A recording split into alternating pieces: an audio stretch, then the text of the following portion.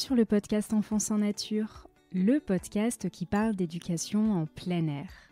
Je m'appelle Claire et chaque semaine, je reçois ici un ou une pédagogue qui nous partage son expérience en matière d'éducation hors des murs. Famille, professeurs des écoles, éducateurs, animatrices.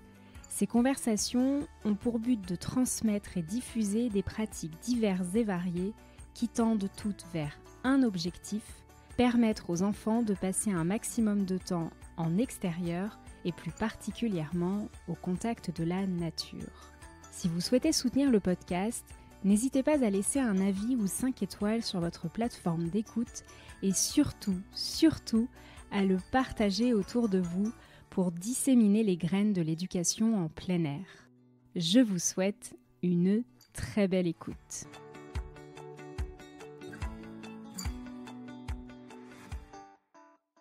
Aujourd'hui, je vous propose un échange avec Charline, infirmière puéricultrice de formation, qui a fondé en 2019 Wild Child, un réseau de micro-crèches, mais pas n'importe lesquelles. Les crèches créées par Charline et ses équipes sont des crèches semi-plein air, dans lesquelles les enfants passent la majeure partie de leur temps en extérieur, au contact du vivant. Entre des espaces de jeux libres, un poulailler, un potager, voire un bout de forêt, tout est pensé pour que les enfants vivent de riches expériences sensorielles. Charline raconte ainsi l'histoire de Wild Child, de la création de ces crèches aux formations qu'elle propose aux professionnels de la petite enfance pour intégrer à leur tour la connexion à la nature dans leurs projets éducatifs. En créant Wild Child, Charline a bousculé les lignes et participe activement à un changement de paradigme auprès des pouvoirs publics et des acteurs et actrices de la petite enfance. Je me suis régalée à écouter ce parcours si inspirant et j'espère qu'il donnera envie à certains et certaines d'entre vous de vous lancer à votre tour dans vos projets les plus fous. Je vous souhaite une très belle écoute. Bonjour Charline. Bonjour Claire. Bienvenue sur le podcast. Je suis très contente d'être avec toi ce matin parce que nous allons parler d'un réseau de crèches semi-plein air que tu as fondé, le réseau Wild Child. Et ça faisait un moment que le sujet de la petite enfance n'avait pas été abordé sur le podcast. Donc ravie qu'on approfondisse ce sujet ensemble. Mais avant que tu nous racontes ton histoire et celle de Wild Child, si tu le veux bien, Charline, j'aimerais savoir quels sont tes souvenirs d'enfance en nature. Alors, c'est très drôle que tu me poses la question parce que c'est une des questions qu'on pose même aux mairies où on va présenter notre projet parce que je trouve que c'est une question qui est forte de sens et qui parle autant aux jeunes qu'aux moins jeunes. Et mes plus beaux souvenirs d'enfance de mon côté, c'est quand j'allais ramasser des groseilles dans le jardin de ma grand-mère. J'ai perdu ma grand-mère assez tôt. Néanmoins, c'est une de mes tatas qui avait récupéré la maison familiale et on allait ramasser les groseilles pour soi-disant faire de la gelée de groseilles.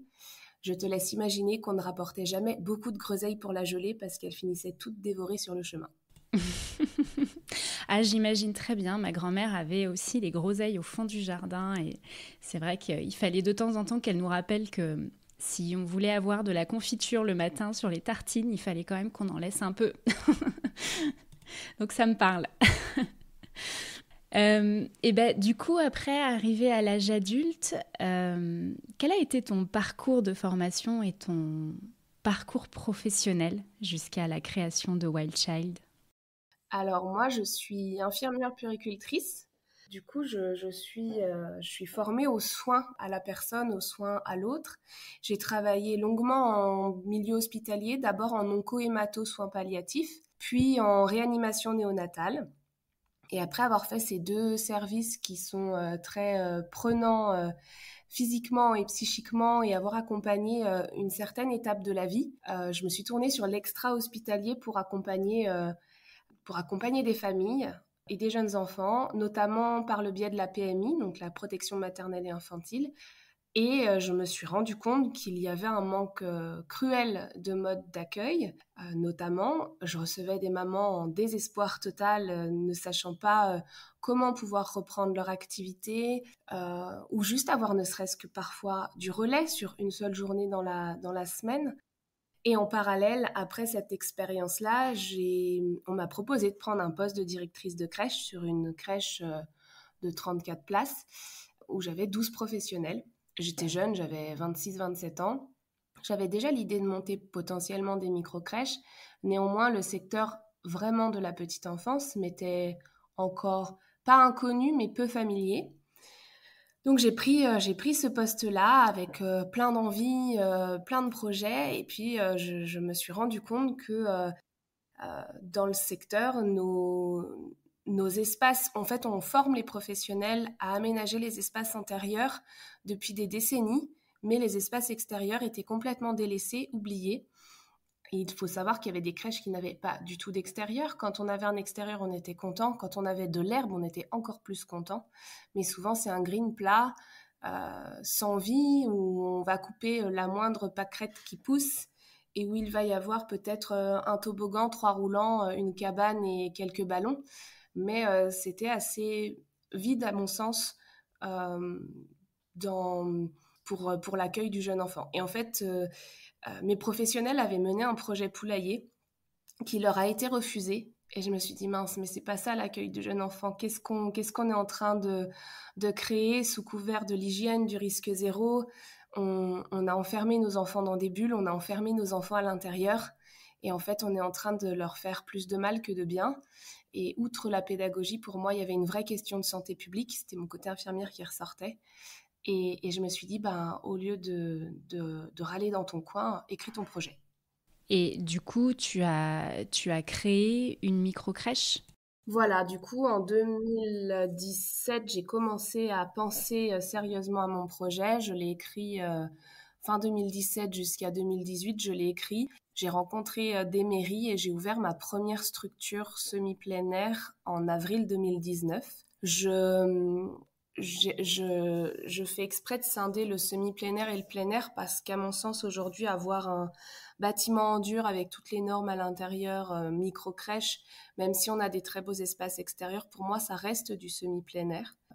Donc voilà, donc depuis 2019, on a créé la première micro-crèche. Aujourd'hui, il y en a 4 qui sont ouvertes et on a un vrai projet plein air qui est en couveuse depuis plus de 3 ans, qui est validé par les CAF PMI. Ça y est, on a vraiment passé un gros gap. On a le terrain, on est en train de poser le permis de construire et on va ouvrir, à mon sens, la première crèche plein air puisque ce sera une crèche en yourte dans une forêt. Oh, génial, trop bien. Bah, écoute, j'avais une question que j'envisageais plus tard, mais puisque tu t'en parles là, pour toi, à quel moment peut-on dire qu'une crèche est semi-plein air? Parce que tu parlais des petits bouts d'extérieur que peuvent avoir des crèches qui bénéficient d'un petit espace extérieur. Alors dans les grandes aires urbaines, c'est plus rare, mais en zone rurale, c'est très fréquent.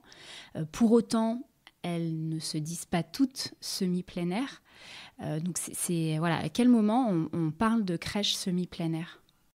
Pour moi, la crèche semi-plein air, c'est une crèche où les enfants vont passer des temps longs et quotidiens en extérieur, peu importe la saison et la météo. On va vraiment vivre en fonction de nos saisons et de nos météos et s'adapter. L'équipement, c'est la clé. Et pour moi, le semi-plein air, c'est aussi de faire que ton extérieur est un véritable lieu de vie pensé pour l'enfant, c'est-à-dire que les filles peuvent y passer la journée entière sans forcément avoir besoin de re-rentrer à l'intérieur de la structure, sauf éventuellement pour avoir accès à la salle de change. Donc on y dort, on y mange, on y vit, on y joue, on y prend du plaisir. On fait vraiment notre quotidien. Donc sur des périodes plus douces, les filles peuvent accueillir les enfants dès 7 heures le matin à l'extérieur. Sur les périodes hivernales ou automnales, ou même sur des périodes trop chaudes ou trop humides, on va y passer quand même du temps, un temps qui va être peut-être un peu plus court, mais qui est bien au-dessus de la moyenne de ce qui se fait aujourd'hui dans les structures d'accueil. Ok. Du coup, pour revenir un petit peu à l'essence même de Wild Child, pour les personnes qui n'en auraient jamais entendu parler, est-ce que tu peux dire ce que c'est aujourd'hui, ce réseau? Alors, notre réseau, il est né donc en 2019. On a du coup 4 micro-crèches semi-plein air ouvertes. On a donc notre crèche plein air qui ouvrira, je pense, d'ici début 2025 et d'autres projets d'ouverture. En parallèle, on a eu la chance, parce que le projet intriguait, on a beaucoup ouvert nos portes dans la structure pour que les personnes puissent venir voir comment on fonctionnait, prendre des photos, échanger, c'était hyper chouette. Et en même temps, je me suis dit, mince, est-ce qu'en 1 ou 2 heures, on peut vraiment mettre le sens qu'il y a derrière tout ça et le projet tel qu'il a été écrit? Donc en 2020, pendant le Covid, quand les crèches étaient fermées et que je m'ennuyais, j'ai commencé à écrire des formations. Et depuis juillet 2021, on a un organisme de formation Wild Child aussi, certifié Calliope. Et à ce jour, au moment où on parle, on a formé un peu plus de 1200 professionnels sur toute la France, dans différents types de structures, que ce soit de l'associatif, du public, du privé, des micro-crèches, des multi-accueils, des assistantes maternelles individuelles, des écoles aussi. À reconnecter les enfants à la nature, à utiliser nos extérieurs, à les ensauvager pour que ce ne soit pas juste des greens plats et sans vie. On a fait quelques conférences aussi, donc ça c'est chouette. La prochaine aura lieu la semaine prochaine d'ailleurs, mardi, on va faire une conférence au Québec en direct du Canada, de l'Organisation mondiale de l'éducation préscolaire, et elle est ouverte au public français. Donc ce sera à 14-15 heures au Québec, mais c'est l'équivalent du coup de 19h, 20h30 ici. Donc on peut retrouver le lien aussi pour s'y connecter. Et en parallèle de ces formations, on a rencontré du coup énormément de monde et plusieurs personnes sont venues nous voir en nous disant mais en fait c'est ça, vous avez raison, c'est ça que j'ai envie de mener. Je veux ouvrir une crèche comme celle-ci. Et donc on a pensé, j'ai mis du temps à me décider et à me lancer, mais maintenant on accompagne des porteurs de projets qui veulent faire des micro-crèches Wild Child plein air. Ouais, on reviendra là-dessus sur les étapes et cet accompagnement. Parce que s'il y a des personnes qui nous écoutent, qui ont cette envie-là de créer, aujourd'hui, créer une structure, surtout une structure d'accueil petite enfance, il faut avoir une grosse énergie parce que il y a pas mal d'étapes à franchir. Donc, votre accompagnement doit être très précieux. Donc, on reviendra là-dessus après. En dehors de crèches qui offrent des temps longs en extérieur aux enfants au quotidien, quelles sont les valeurs portées par Wild Child? Alors on a 3 grosses valeurs.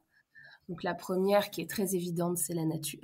C'est reconnecter les enfants, mais aussi les adultes, parce que ça nous fait du bien aussi à nous de se reconnecter à la nature. Les équipes apprécient beaucoup de passer aussi ces temps longs en extérieur. Il y a la liberté, parce que on estime que l'enfant a besoin de faire ses expériences et ses explorations par lui-même, et que c'est beaucoup plus ça va beaucoup plus lui apporter de choses riches et fines de faire par lui-même, plutôt que d'être accompagné forcément par l'adulte ou qu'on fasse à sa place. Donc c'est vraiment le apprends-moi à faire seul, fais-moi confiance, observe-moi mais fais-moi confiance. Ça donne une confiance en l'enfant, mais aussi une belle estime de soi. Et on se dit que si à l'entrée en école maternelle, les enfants ils sont déjà bien dans leur basket, on a déjà tout gagné.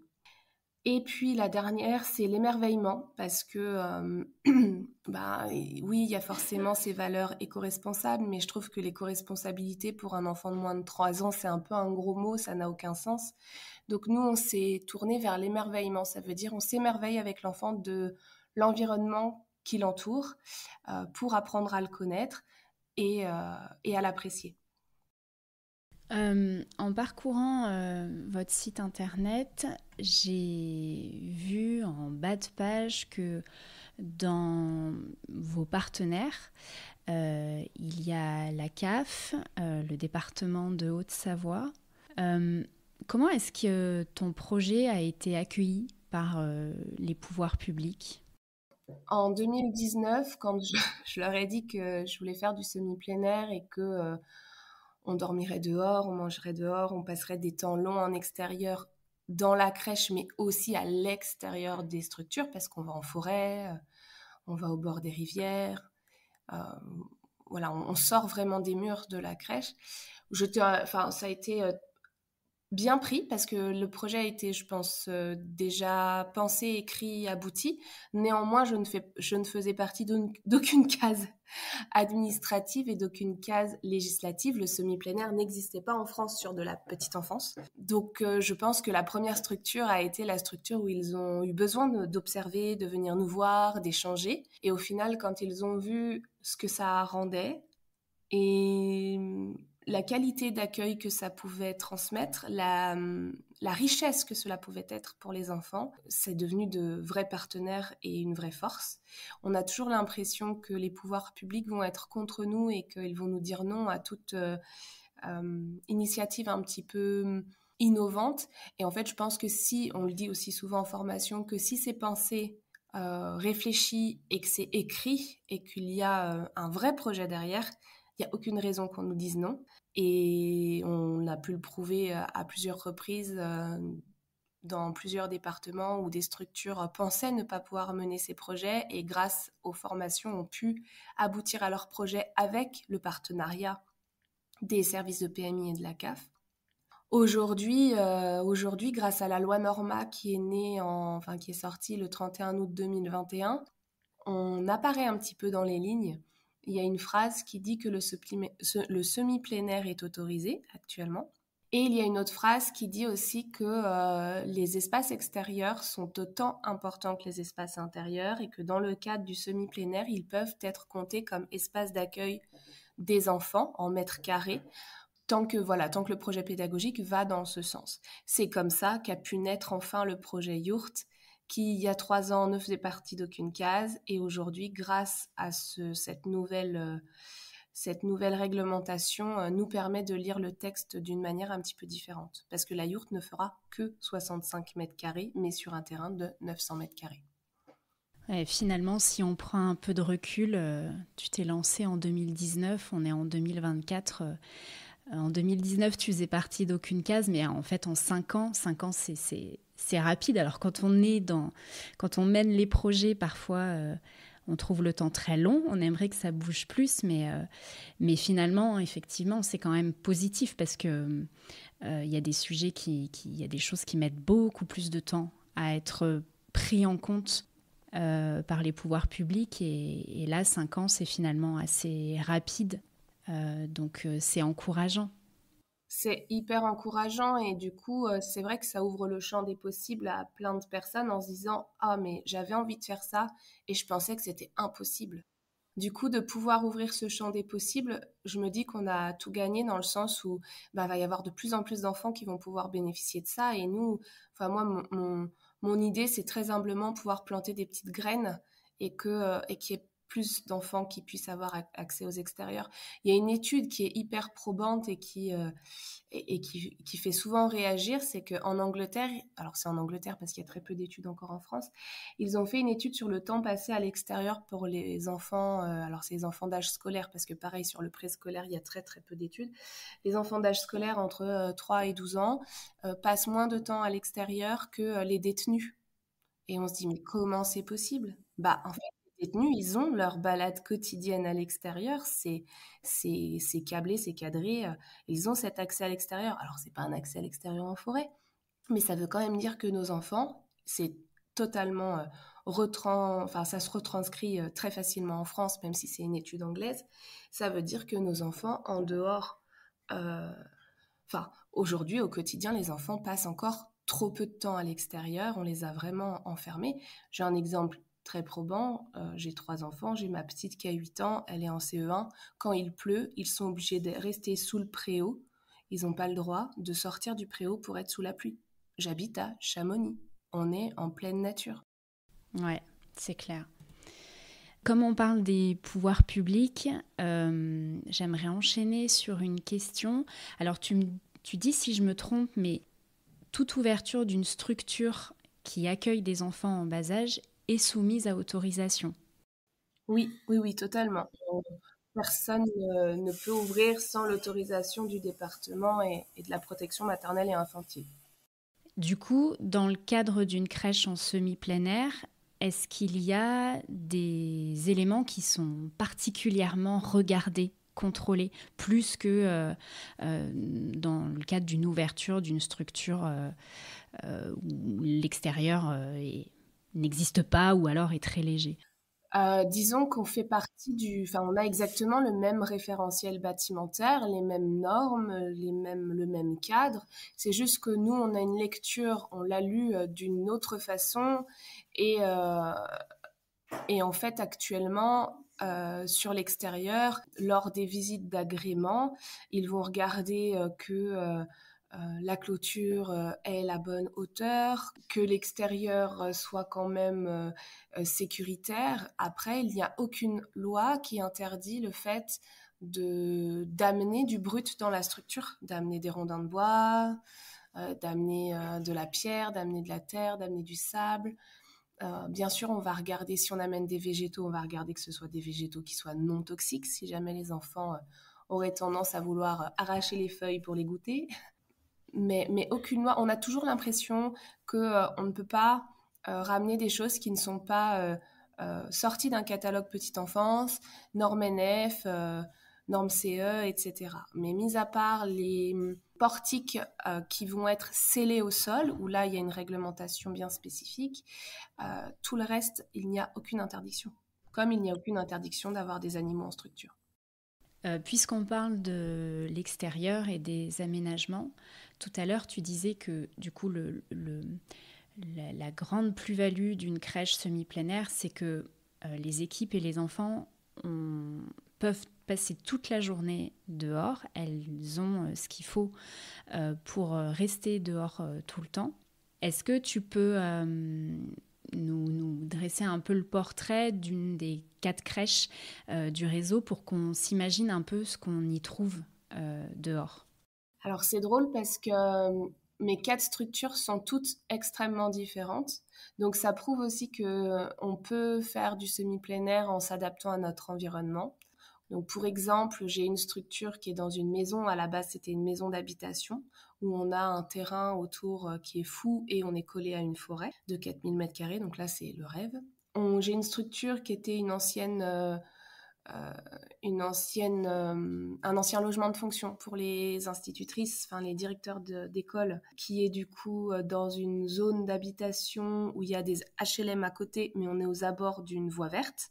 J'en ai une qui est au cœur d'un village, donc c'est là où on a le plus petit jardin, comme quoi on peut aussi faire du semi-plein air avec un jardin, il fait 100 mètres carrés. Là, on est au pied d'une copropriété, d'un lotissement. Mais on a du coup, pour mener ce projet, négocié avec la mairie un deuxième jardin où on y a fait un jardin partagé pour la commune. Et à pied, on va très facilement en forêt. Et la 4e structure est dans un lotissement, c'est une maison de plein pied au milieu des maisons, où là on est face à des champs. Donc juste pour dire qu'on peut adapter ce projet dans des environnements qui sont très différents. Je trouve que le faire en milieu urbain a aussi énormément de sens parce que du coup les enfants passent encore moins de temps à l'extérieur ou alors ça va être des extérieurs très urbanisés parce que c'est leur quotidien. Donc de ramener du sauvage, ça a du sens. Et donc dans nos extérieurs, pour répondre plus précisément à ta question, il y a des pôles un petit peu phares, il y a toujours un espace de repos-sommeil, il y a toujours un espace pour manger. On duplique tout pour que les filles, elles aient pas une manutention quotidienne qui serait épuisante et qui ne leur permettrait pas d'avoir cette liberté facile d'avoir accès à l'extérieur. Il y a toujours un espace potager, poulailler, compost, récupérateur d'eau. Des espaces moteurs, des espaces sensoriels de construction, des espaces pour se cacher. Donc en fait, tous les espaces intérieurs sont repensés aussi à l'extérieur. Je rebondis sur le poulailler, qui du coup est un espace phare.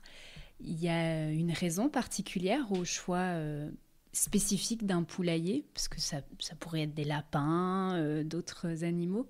Est-ce que c'est toi qui as fait ce choix-là d'accueillir des poules en particulier?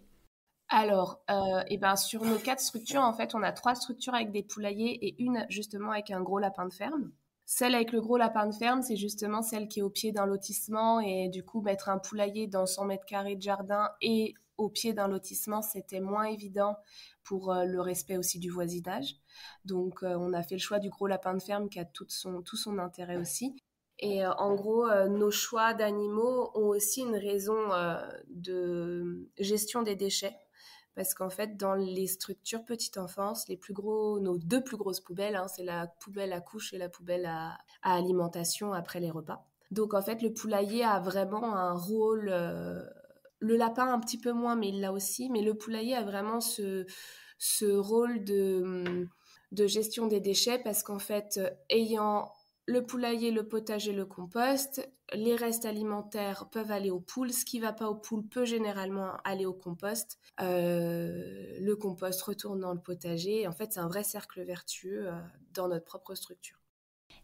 Eh bien, puisque tu en parles, quand j'ai regardé les formations que vous proposez, il y en a une en particulier que j'aimerais qu'on aborde ensemble. C'est la formation intitulée Vers une crèche zéro déchet. Et pour tout te dire, elle m'intrigue parce que il y a quelques années, j'ai travaillé comme ambassadrice zéro déchet pour la marque L'Amazona, qui a été pionnière en France sur les cosmétiques solides. Donc des ateliers, des formations sur le zéro déchet, j'en ai animé un certain nombre. Et au moment où j'ai quitté l'entreprise, le sujet des produits bébés était au centre des réflexions parce que l'utilisation de produits jetables est énorme dans les familles et dans les structures professionnelles, avec notamment les couches et les lingettes qui remplissent les poubelles à toute vitesse. Mais il n'y a pas que les couches. Donc là, tu parlais de l'alimentaire qui, effectivement, avec un poulailler, permet de diminuer les déchets. Est-ce que tu veux bien nous dire comment une crèche peut tendre vers du zéro déchet ? Quels sont les axes d'action principaux ? Alors, on dit vers une crèche zéro déchet parce que bien évidemment, on ne pourra jamais être complètement à zéro. Néanmoins, on fait un gros travail sur le lavable plutôt que le jetable. Et ça passe par toutes les pièces des structures. Notamment des surchaussures. Au lieu d'avoir des surchaussures jetables, on va avoir des surchaussures lavables où les familles se déchaussent tout simplement. Sur les essuie-mains pour les professionnels hors épidémie type gastro, elles ont leurs serviettes personnelles à la journée.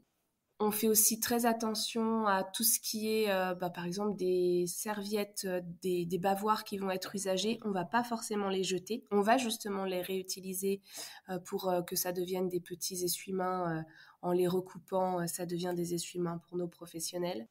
On fait très attention dans la cuisine aussi à avoir plutôt du lavable que du jetable. Donc on réchauffe nos plats dans des gastros en inox plutôt que d'avoir des choses qui se jettent. On utilise l'eau du robinet, typiquement, sauf si la famille veut vraiment que ce soit de l'eau en bouteille, elle va nous fournir l'eau en bouteille. On est soit en couche écologique, soit en couche lavable, en fonction des structures, des projets des équipes et des envies des familles aussi.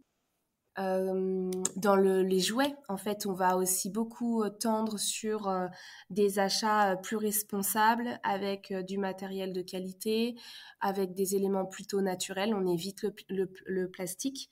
Si on a du plastique, c'est généralement des choses qui ont été recyclées, ou alors après, on est en biosourcé, type des éléments qui ont été faits en bambou, en canne à sucre. Enfin, maintenant, ils font quand même beaucoup de choses, donc on fait très attention à ça.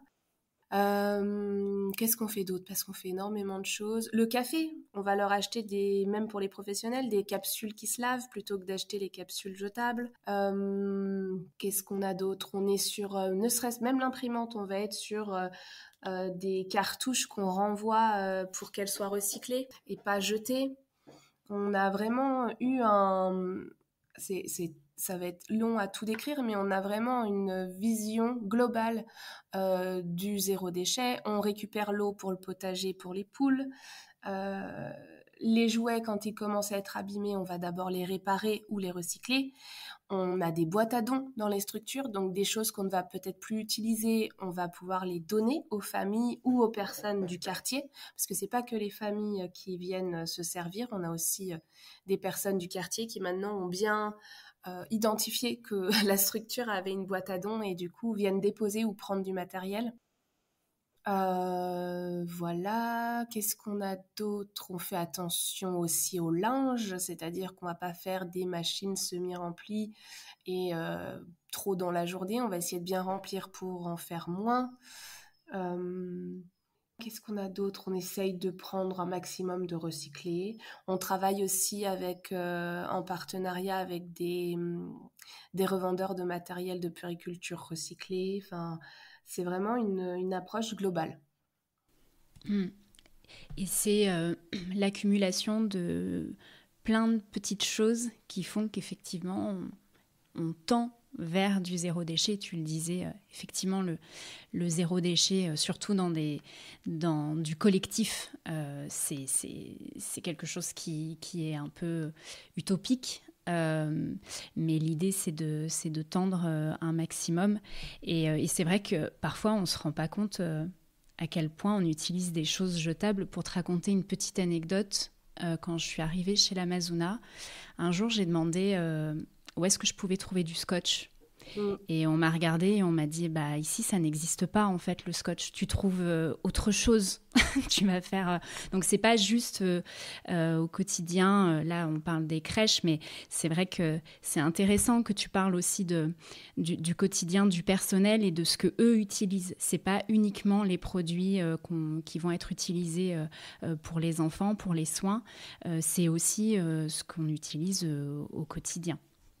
Ouais, c'est exactement ça. Même, on va être aussi dans le liniment, on va le fabriquer nous, et on a du coup des bouteilles rechargeables plutôt que de les jeter.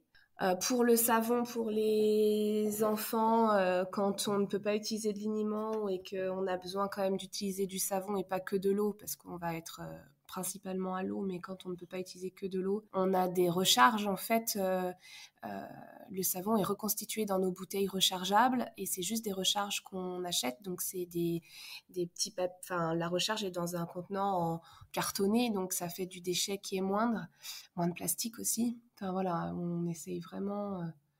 Et puis comme on utilise beaucoup d'éléments naturels aussi, ne serait-ce que pour les jeux des enfants, on apporte du bois, on apporte de la pierre, on apporte des pommes de pin ramassées dans la forêt.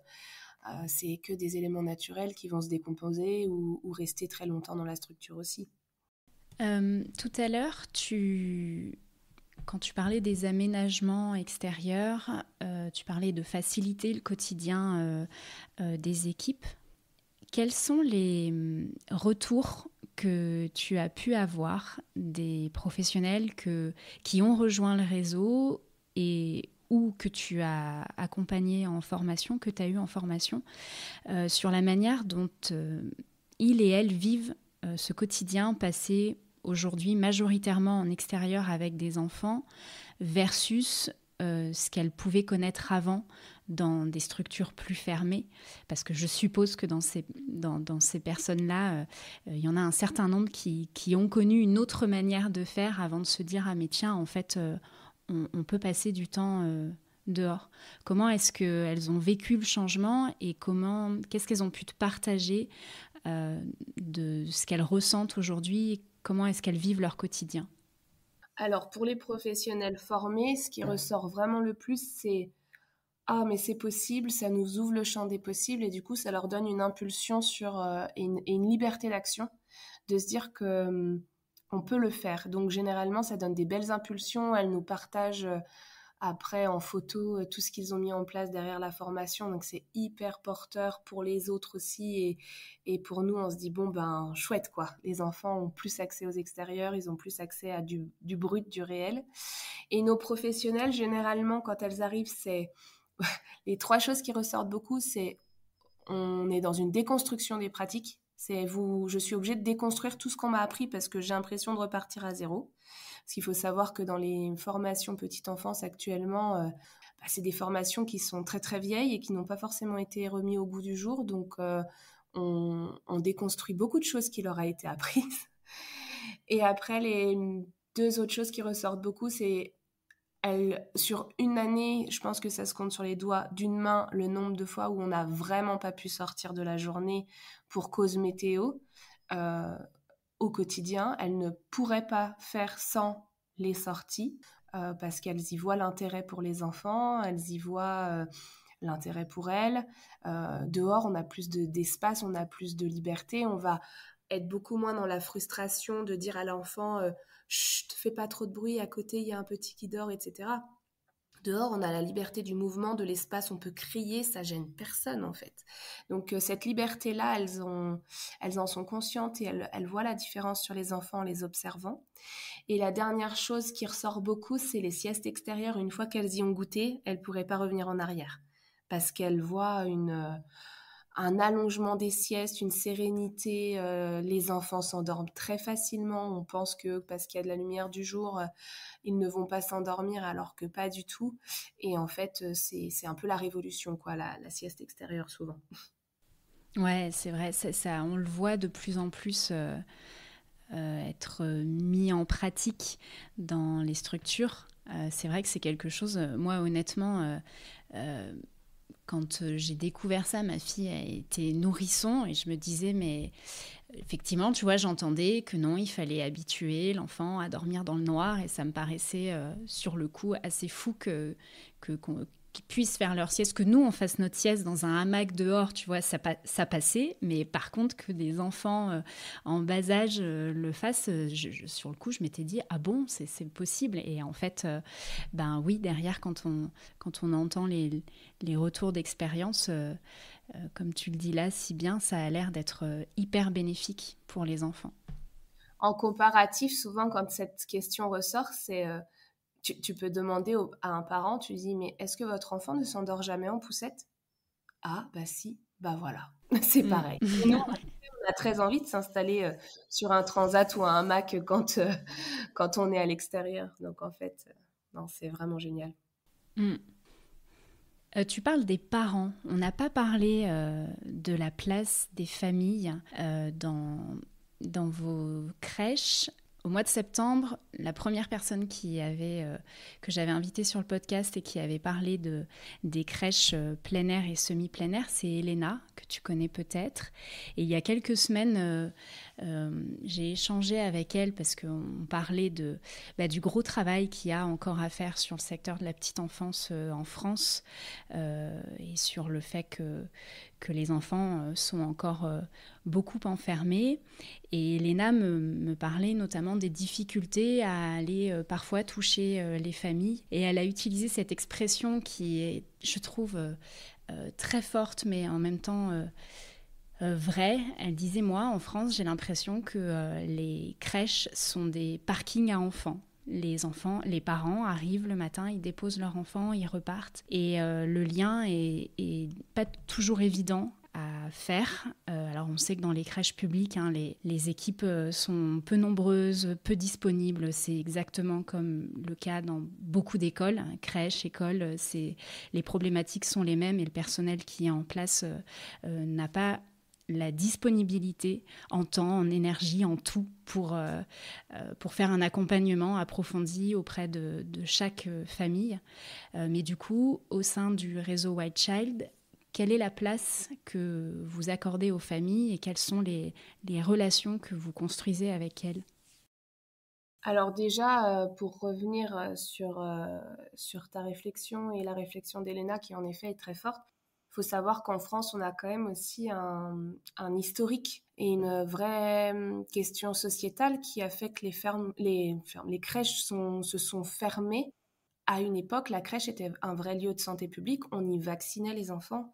On était dans une vraie démarche pour baisser la mortalité infantile en France. À l'époque en après-guerre où il y avait énormément de tuberculose et où on a découvert les vaccins, les enfants étaient dans des structures qui étaient gérées par souvent des sœurs infirmières et les enfants étaient sur la structure pour avoir des repas chauds et être vaccinés. Donc à ce moment-là, les parents n'étaient pas du tout inclus dans les structures et c'était vraiment un peu comme au Covid. On donnait notre enfant à l'entrée et on ne pouvait pas rentrer à l'intérieur des structures. Après, heureusement, les crèches se sont ouvertes, mais ce côté hygiène à tout prix, risque zéro est resté pendant longtemps. Et encore un peu aujourd'hui quand même, enfin encore beaucoup aujourd'hui. Donc il y a un vrai travail sur le regard même sociétal de la structure d'accueil du jeune enfant. Après, il y a un regard sur... c'est des jeunes enfants, des très jeunes enfants. Donc il y a ce côté-là où on a l'impression que des très jeunes enfants ne peuvent pas avoir accès à l'extérieur parce qu'ils vont tomber malades, ils vont se salir. C'est vraiment ça qui ressort. Dans les structures Wild Child, aujourd'hui, les familles nous connaissent, donc ils viennent pour ça. Donc c'est un petit peu différent des autres structures. Les parents qui viennent faire une demande d'accueil, généralement à 95%, ils connaissent le projet et ils veulent ça. Néanmoins, même si ils veulent ça, il y a toujours des inquiétudes de parents qui peuvent ressortir au cours de l'année. Notamment, là, il est malade, j'ai pas trop envie qu'aujourd'hui il aille trop dehors ou qu'il dorme dehors. Donc, on a un vrai travail de coéducation et d'accompagnement à la parentalité où on va leur expliquer l'intérêt d'aller à l'extérieur et que justement, quand on est malade, on a besoin d'aller à l'extérieur et qu'à l'intérieur, finalement, c'est un nid à microbes, de plein de microbes qui s'entassent, alors qu'à l'extérieur, on a une meilleure qualité de l'air, l'enfant va pouvoir régénérer tout ce qui se passe dans son corps pour justement se débarrasser plus vite des microbes. Ça, c'est une première chose. La deuxième chose, c'est qu'on fait un gros travail pour les inclure à l'intérieur de la structure. Donc, notamment le fait de les accueillir à l'extérieur dès le matin, ça les oblige à venir dehors. Les faits de venir les chercher le soir à l'extérieur, ça les oblige à rentrer dans la structure. Donc, il y a vraiment ce côté... venez avec nous. Les équipes font un gros travail d'atelier parentalité. Elles font des journées dans l'année où elles vont proposer aux familles de venir 1-2 heures dans la structure pour mener une exploration avec les enfants, pour vraiment qu'elles viennent à l'intérieur des structures ou en balade en forêt avec nous, enfin voilà, que ce soit dans le jardin ou à l'extérieur des murs. Et la dernière chose, c'est qu'on a pendant très longtemps... les équipes, on leur a appris à faire des transmissions aux familles. Il a mangé de ça, il a dormi tant de temps, et puis on lui a changé sa couche 3 fois. Il y a eu des selles, il y a eu de l'urine, les soins basico-basiques. Nous, on fait un travail, c'est que toutes ces informations-là, ils les ont sur la tablette. De toute façon, ils ont une application, ils ont accès à l'intégralité de la journée de leur enfant. Ils savent exactement aux heures qu'ils ont été changés, ce qu'il y avait dans la couche, les repas qu'ils ont mangés, la quantité qu'ils ont mangé, les soins qu'on leur a prodigués, les siestes qu'ils ont fait. À partir de là, les équipes, elles ont un travail de transmission à faire sur qu'est-ce qui s'est passé aujourd'hui. Donc de raconter des vraies anecdotes pour que le parent, il soit comme une petite souris à la structure, qui n'a pas été présent sur la structure, mais qu'il comprenne la journée de son enfant. Aujourd'hui, il a passé mais au moins 30 minutes à sauter dans une flaque d'eau, il s'est éclaté. Des petites choses comme ça du quotidien plutôt que d'être sur du soin basico-basique. Et je pense que toutes ces petites choses collées les unes après les autres permettent une vraie inclusion de la famille. Ouais, ça me fait rebondir sur une question. Quand j'ai regardé les 4 crèches du réseau, on est sur des crèches qui offrent 10 à 12 places maximum. Est-ce que c'est un choix de limiter ces places et pourquoi limiter, si oui, pourquoi limiter à une dizaine d'enfants ?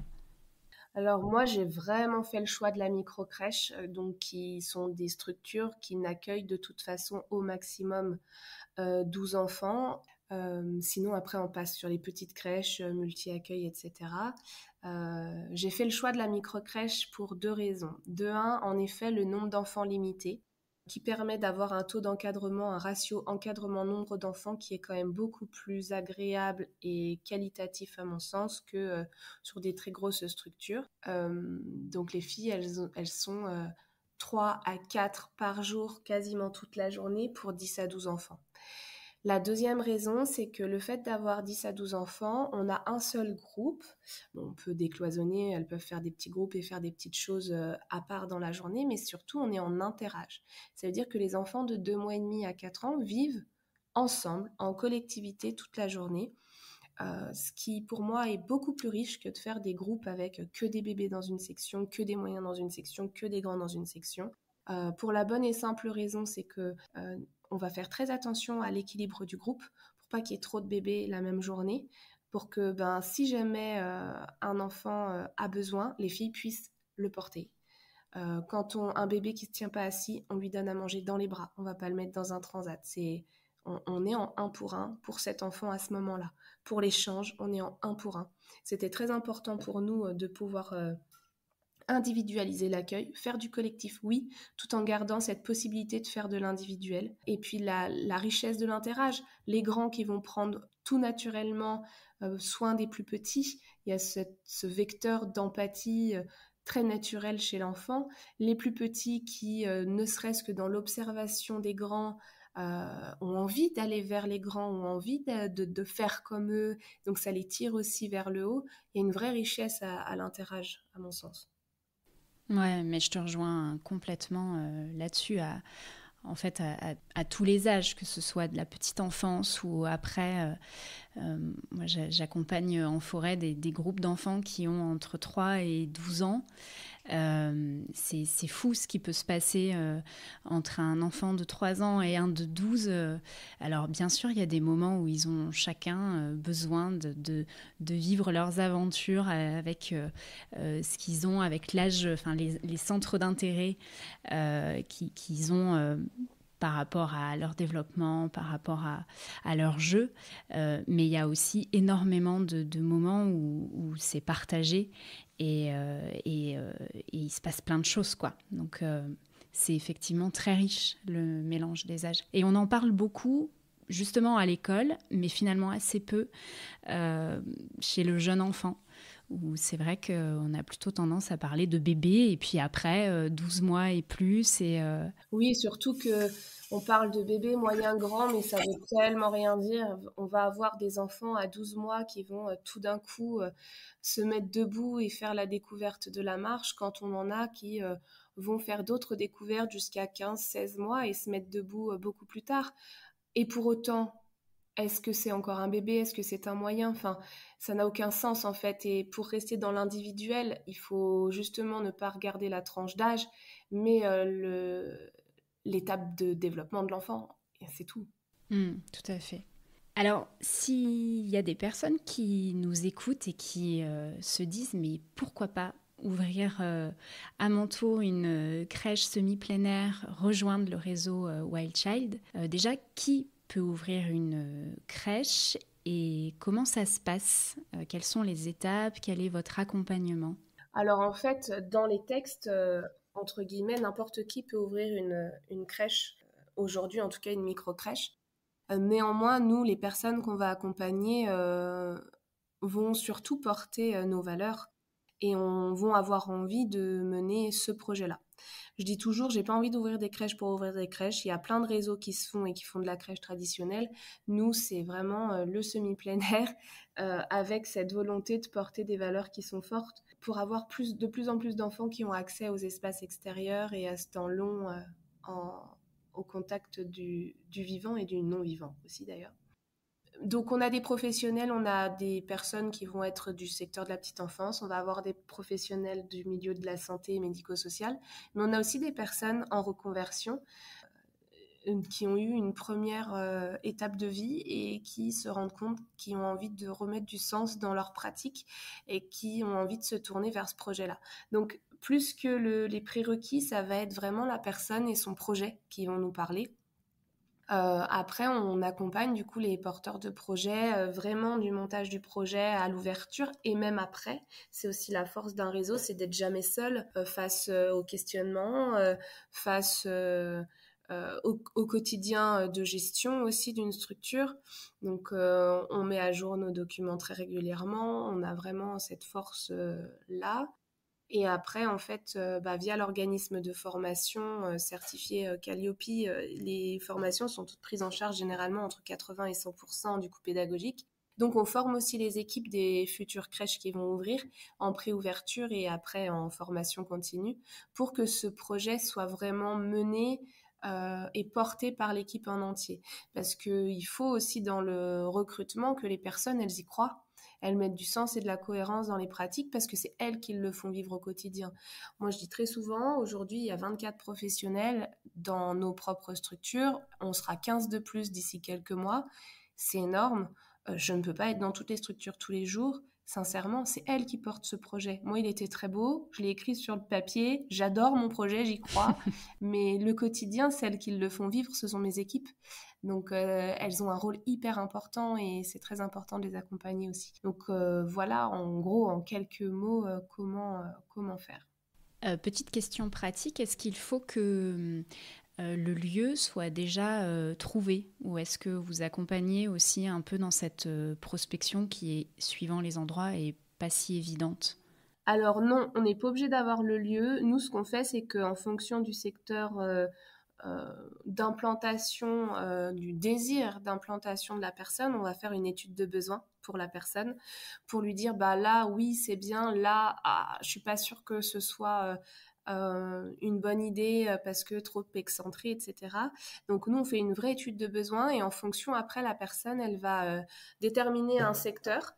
On va lui bloquer, du coup, ces communes-là dans un rayon d'environ 20 000 habitants. Comme ça, la personne pourra ouvrir une ou plusieurs micro-crèches dans ce secteur-là. Après, elle recherche son local. Nous, on a rencontré beaucoup de prestataires en immobilier qui nous proposent régulièrement des locaux. Donc parfois, on peut être force de proposition. Mais c'est hyper important qu'une personne qui s'engage dans ce projet-là soit de toute façon de son côté proactive du projet. On ne pourra pas tout faire à sa place. On pourra l'aider, l'accompagner, chercher aussi. Mais il faut être proactif de son projet aussi. Ouais, bien sûr. Charline, on arrive à la fin de notre échange. Pour finir, est-ce que tu souhaiterais adresser un mot aux personnes qui nous écoutent, qui travaillent dans le secteur de la petite enfance, pour les encourager à sauter le pas et à introduire dans leur quotidien et dans le quotidien des enfants des temps longs en plein air?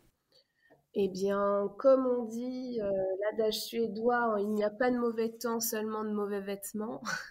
C'est la phrase, je pense, la plus répétée dans ce secteur-là. C'est de se dire que l'équipement est la clé. Et après, c'est comment? L'envie d'y aller, de se dire que c'est possible, qu'il y a parfois des choses très simples à mettre en place, que c'est la méthode la plus inclusive de la Terre, parce que c'est gratuit, parce que même avec des enfants à besoins spécifiques, ça fonctionne et ça fonctionne même très bien et c'est beaucoup plus riche parfois que des séances de psychomotricité en intérieur et qu'on a tous des petites graines à semer pour permettre à nos jeunes enfants d'être les adultes de demain bien dans leur basket, avec une conscience environnementale et un plaisir du dehors. Voilà, je pense qu'il faut aussi garder ce côté du plaisir. Il faut prendre plaisir à mener les enfants en extérieur. Ouais, du plaisir et comme tu dis, de la simplicité. Ne pas chercher à faire à organiser des activités particulières et tout. Enfin, il suffit juste de suivre les enfants et ils savent hein, ce dont ils ont envie, ce dont ils ont besoin. Et finalement, c'est vrai que c'est assez simple. Et d'ailleurs, sur du moins de 3 ans, pour rebondir sur ce que tu dis, clairement, ils ont le temps d'être assis à une table, à faire des activités ou des choses dirigées à l'école. Nous, on est sur du moins de 3 ans, on est là pour jouer. Jouer, c'est le principal de l'enfant de moins de 3 ans. On va explorer, mais on ne fera jamais d'activité. Hmm. Eh bien, écoute, merci Charline d'être venue ici pour présenter ce beau projet qui clairement est novateur en France. J'ai pas de doute sur le fait que ça inspire plein d'autres crèches. Vous faites un travail en profondeur qui est hyper précieux.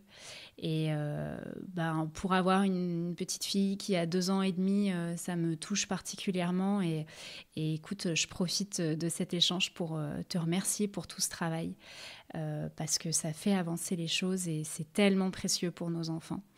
Donc merci et hâte de voir l'installation de cette crèche plein air, cette yourte en forêt. Ça promet encore de beaux moments.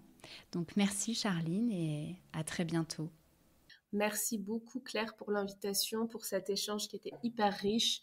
On pourrait en parler des heures. Donc ouais, merci c'est de clair. nous avoir donné la parole et puis oui, on espère que ce projet va continuer de vivre et grandir pour nos enfants. Ouais, on vous le souhaite. À bientôt. À bientôt.